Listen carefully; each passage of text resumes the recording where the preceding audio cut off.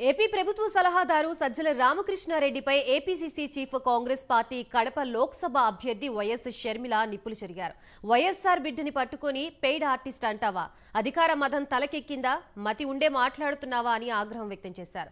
నోరుంది కదా అని ఏది పడితే అది మాట్లాడితే ఊరుకునేది లేదని హెచ్చరించారు. నేను వైఎస్కే పుట్టలేదని విజయమ్మని అవమానపరిచారు. ఏం మీ ఇంట్లో ఆడవాళ్లు లేరా అని ప్రశ్నించారు. సజ్జల సలహాదారుగా ఉండటం జగన్ చేసుకున్న కర్మ అన్నారు. నన్ను పెయిడ్ ఆర్టిస్ట్ అని సజ్జల అంటున్నారు. నువ్వు నీ కొడుకు పేమెంట్ తీసుకొని నన్ను సునీతని నానా రకాలుగా హింసించారు. నువ్వు నీ కొడుకు కలిసి సోషల్ మీడియాలో మాపై దుష్ప్రచారం చేశారు. మీ ఇంట్లో ఆడవాళ్లు కూడా పెయిడ్ ఆర్టిస్ట్లా?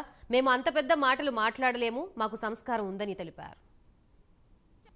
ఇలాంటి జగన్మోహన్ రెడ్డి గారికి ఒక సలహాదారుడు ఉన్నారు, సజ్జల రామకృష్ణారెడ్డి. పొద్దున నా టీం చూపించింది ఒక చిన్న వీడియో క్లిప్. దాంట్లో నన్ను పేడ్ ఆర్టిస్ట్ అన్నాడు సజ్జల రామకృష్ణ గారు. నేను పేడ్ ఆర్టిస్ట్ అంట.